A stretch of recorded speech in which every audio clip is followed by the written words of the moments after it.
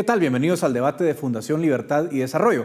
Vamos a hablar de la tensión entre China y Taiwán, porque recientemente hubo unos ejercicios militares del parte del ejército, de la Fuerza Naval China realmente, cerca del territorio de Taiwán. Después de 3 días de ejercicios, China dice que está lista para pelear y presuntamente, o uno puede inferir, que estas maniobras militares son una respuesta de China a la gira que hiciera la presidenta de Taiwán por Centroamérica y Estados Unidos. Para entender lo que está pasando, ya tenemos con nosotros a Roberto Wagner. Él es analista en temas internacionales y profesor universitario. Y también a Alejandro Morales, quien es internacionalista y profesor. Ambos bienvenidos al debate de Fundación Libertad y Desarrollo. Quiero preguntarte para empezar, Roberto, tus impresiones, ¿no?, de estos ejercicios militares que he mencionado en la introducción. Para ser consistentes, vimos la misma respuesta de China en agosto del año pasado cuando Nancy Pelosi visita Taiwán. Lo mismo, ¿no? Ejercicios militares en la zona, un poco como en respuesta o en protesta de China ante esa realidad. ¿Cómo ves este incidente? ¿Es parecido? ¿Es distinto? ¿Qué sacamos en limpio? Bueno, muchas gracias. Yo creo que es bastante parecido, pero también tomemos en contexto. Uno, en otros años y en otras ocasiones, China también ha tenido este tipo de ejercicios, pero no tan pronunciados como los que estamos viendo esta vez. Y una situación también que, pues, digamos, que ha pesado mucho es el contexto en el que estamos. Cuando digo el contexto me refiero específicamente al conflicto de Rusia en Ucrania y cómo eso se ha desarrollado y cómo eso de cierta forma ha incentivado a otros países o a otros grupos digamos, a lo que es, a retomar lo que son los conflictos convencionales. Y nuevamente aquí lo que estamos viendo es cómo hay una China que bajo lo que fue la primera administración de Xi Jinping tuvo un carácter más geopolítico, un carácter más militarizado en su política exterior, ya no solo la China de expansión comercial y económica que habíamos conocido en los últimos pues 25 años.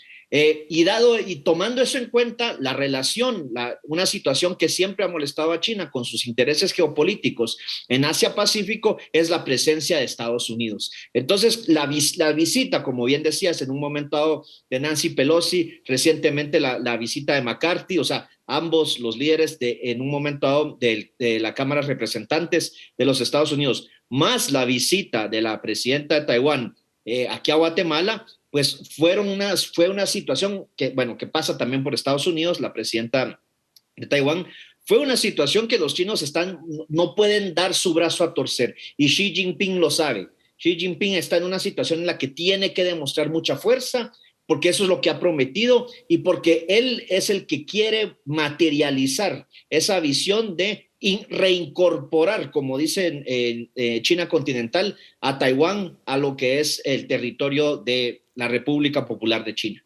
¿Tu lectura, Alejandro, crees que se ha subido de nivel la tensión o simplemente es una respuesta, digamos, estándar desde China a la gira de la presidenta de Taiwán? Bienvenido. Gracias, Edgar. Pues, circundando un poco lo que mencionaba Roberto, precisamente vemos que el Ejército de Liberación del Partido Comunista Chino, siempre que existe algún acercamiento con, sobre todo con figuras políticas prominentes de Estados Unidos, digamos que existe esta escalada en los ejercicios militares que realiza la Marina China. Y yo diría que no es, aunque la retórica sí ha cambiado, digamos, matizar un poco, aunque los ejercicios son algo a lo que el pueblo taiwanés ya está acostumbrado, el tono y la narrativa sí está siendo un poco más agresiva. Como bien mencionó Roberto, el año pasado en el 20º Congreso del Partido Comunista, es precisamente Xi Jinping reenforzó un poco el mensaje de la necesidad de reunificar a Taiwán y que de hecho ahorita con la actual narrativa es reunificarlo de cualquier forma al territorio chino en este proceso de la rejuvenización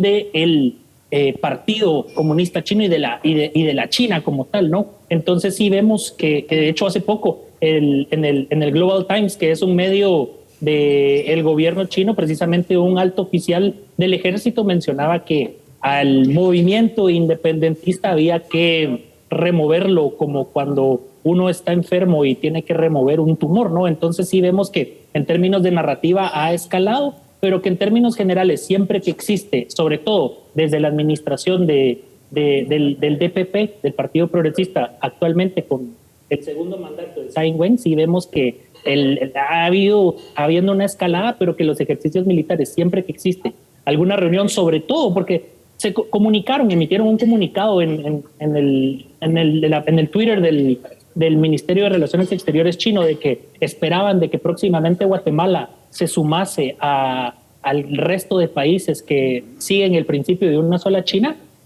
pero en términos generales eso no generó tanta bulla ni en China ni acá, sino que lo que generó bulla fue la reunión con el Speaker of the House, con el congresista McCarthy, que eso sí, digamos, generó una especie de inconformidad dentro del Partido Comunista Chino y por ende los ejercicios, que de hecho incluso en el Global Times también publicaron una simulación de un ataque a la isla de Taiwán, y la verdad ahí se ve esa simulación con unos videos un poco cómicos y puro videojuego, pero sí se ve que existe ese esfuerzo. Ahora, Roberto, vos mencionaste que sobre lo que quisiera repreguntar, decías un poco que la invasión rusa a Ucrania de alguna manera podía poner otra vez en la palestra o en el menú la guerra convencional, ¿no? Pero también te pregunto si no el relativo fracaso de Rusia, porque Rusia, digamos, yo creo que probablemente tenía otra expectativa, ¿no? Cuando inicia la invasión. Eso invita más a China a elevar sus apuestas por el uso de la fuerza, ¿o crees que las lecciones aprendidas hasta hoy, por lo menos, de la invasión rusa a Ucrania, a lo mejor les hacen repensarse? ¿Cuál crees que es hacia dónde se mueve un poco la brújula? Yo lo que diría es que, como decía Alejandro, hubo un momento en el que lo que se esperaba es que por el peso de China, por el peso económico, por, digamos, su visión, su objetivo de convertirse en la principal superpotencia del mundo para el 2050, íbamos a caer los países que aún mantenemos relaciones diplomáticas con Taiwán. Así, digamos, de una especie de efecto dominó. Y lo acaba de mencionar precisamente lo que algunas autoridades de China han dicho, lo acaba de mencionar Alejandro, que esperaban y que sería, tenemos que reconocer, es un golpe bastante fuerte que Guatemala, que en términos de población y en términos de tamaño de economía, pues es el país más grande que actualmente reconoce a Taiwán. Ahora bien, la cuestión es que el tema de la guerra convencional, lo que ha frenado, en mi opinión, a China en este sentido es que China realmente, digamos, desde lo que fue el gran cambio que hace Deng Xiaoping cuando llega al poder a finales de los 70s y desde entonces el crecimiento económico, digamos, cómo se ha beneficiado China de la globalización económica, pero con Xi Jinping uno de los grandes problemas es hasta qué punto digamos, China entra en un conflicto armado y sufre algunas derrotas. China vive de la propaganda, el Partido Comunista Chino vive de su propaganda. Y vemos, por ejemplo, que, digamos, cómo han tratado de manejar el tema de Hong Kong, en donde nunca se respetó lo de un país y dos sistemas. Y entonces, cualquier conflicto con Taiwán podría, digamos, nuevamente afectar eso. Y el caso, lo que sucede es que es muy diferente como, y eso lo saben los chinos, es muy diferente de lo que es la Rusia de hoy en día, que estaba en proceso de reordenar su ejército, con lo que hoy en día es China, que cuenta con más tecnología, pero que tal vez no cuenta con la experiencia en guerras con las que sí cuentan otras potencias occidentales. Yo creo que eso es lo que, digamos, de cierta forma frena los deseos de China de prácticamente tomar por la fuerza a Taiwán, pero Xi Jinping sabe muy bien que de una u otra forma tiene que lograr algo en esa situación. Como bien decía Alejandro, ha cambiado generacionalmente, ha cambiado China, entonces tienen que retomar el tema de Taiwán como uno de los pilares de política exterior que tiene el Partido Comunista Chino. Digamos, desde diciembre, Alejandro, lo decía un artículo de la revista Foreign Affairs, sí ha habido un cambio en la política militar, ¿no? Desde que está Xi Jinping. Se ha incrementado el gasto militar. De hecho, no se sabe muy bien si lo que dicen gastar es el dato real o gastan más. En diciembre pasado, China aprobó una ley que permite al Ejército Popular de Liberación reclutar más rápidamente, digamos, reservistas. Han invertido en hospitales, incluso en zonas estratégicas. Es decir, que pareciera ser que detrás sí hay un fortalecimiento de las capacidades militares. De nuevo, ¿esto lo leemos en términos de propaganda o lo leemos en términos de que China, a lo mejor, si está pensando en un futuro cercano, usar la fuerza? Gracias, Edgar. No, y precisamente hay dos vertientes ahí. Uno, efectivamente, el tema de la propaganda como tal, y que precisamente eso, a partir de, digamos, este tercer mandato de Xi Jinping, la figura de Xi Jinping se fortalece.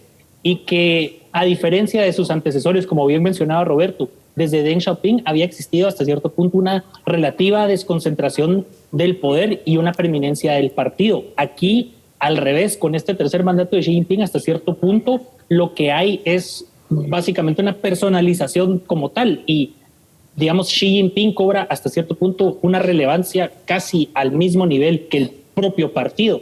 Entonces, por un lado, la parte propagandística. Por otro lado, hay que recordar que no solo está el tema de Taiwán, sino que también están todas las disputas territoriales que tiene China, porque hay que recordar que China no es precisamente el mejor vecino ni el más pacífico, y que tiene importantes disputas territoriales, sobre todo en el mar del sudeste chino, que ellos prácticamente comparten, digamos, vecindario, y que es un vecindario, para que la audiencia nos pueda entender un poco, es como un condominio bastante chiquito, digamos que es como que cerráramos una cuadra en una calle y todo el mundo quiere parquear sus carros y todo el mundo quiere recibir visitas, y es una calle bastante estrecha donde hay mucha gente conviviendo. Y entonces tenemos el tema con Vietnam, tenemos con Malasia, con Brunei, que existe, digamos, disputas territoriales, incluso con la misma Japón, que de hecho, como reacción a digamos, este incremento del gasto militar chino, Japón, desde que estaba Shinzo Abe, que de hecho 2 administraciones anteriores, empezó a desarrollar la estrategia para el Indo-Pacífico, y que Japón de hecho está aumentando considerablemente su gasto militar. Es de hecho el gasto militar más grande que se tiene desde el Japón imperial en la Segunda Guerra Mundial, lo cual es, digamos, muy interesante. Entonces, no solo es con el caso de Taiwán, sino que también es respecto a todas las disputas territoriales que tiene con sus vecinos del sudeste asiático. Y que, ojo, también otro tema muy importante, sobre todo, Roberto, que también hemos estado hablando y a veces en otras redes sociales sobre las potencias emergentes, ¿no? El rol de India y las disputas territoriales, la disputa territorial, sobre todo en la región del Tíbet con India, eso lo que está haciendo es que también el gobierno chino esté tratando de, acortar la diferencia que existe con Estados Unidos respecto no solo al tamaño del ejército, y que precisamente lo que mencionas, no solo es hacer más fácil el reclutamiento, y que, ojo, el reclutamiento, sobre todo con el caso, haciendo el paralelismo con Rusia y Ucrania, sí, es más fácil, pero el hecho de tener más soldados no significa que sean mejores soldados, porque lo vimos, muchos soldados, pero poco experimentados en el frente ucraniano, y eso no ha permitido que precisamente la invasión rusa sea de una semana, como mencionaban en RT Noticias, ¿no? De que iba a ser una invasión de una semana prácticamente. Y segundo, es que también hay algo que sí han mencionado expertos en el tema militar, es que sí están haciendo mucho más fácil la adquisición de equipo militar. Entonces ahí digamos que sí están acortando la ventaja que estratégicamente ha tenido Estados Unidos. Ya me va quedando poco tiempo, pero quiero abordar un par de preguntas con ustedes en los pocos minutos que me quedan. Roberto, la reunión, la cumbre Xi Jinping-Putin, en limpio, ¿qué sacamos? Pareciera ser que es una relación de un hermano grande y un hermano chiquito, que sería Rusia, ¿no? Pero tampoco significa que China controle a Rusia. Es decir, ¿cuál es realmente digamos, lo que sacamos en limpio de esa reunión? Bueno, aquí pueden suceder, digamos, 2 cosas.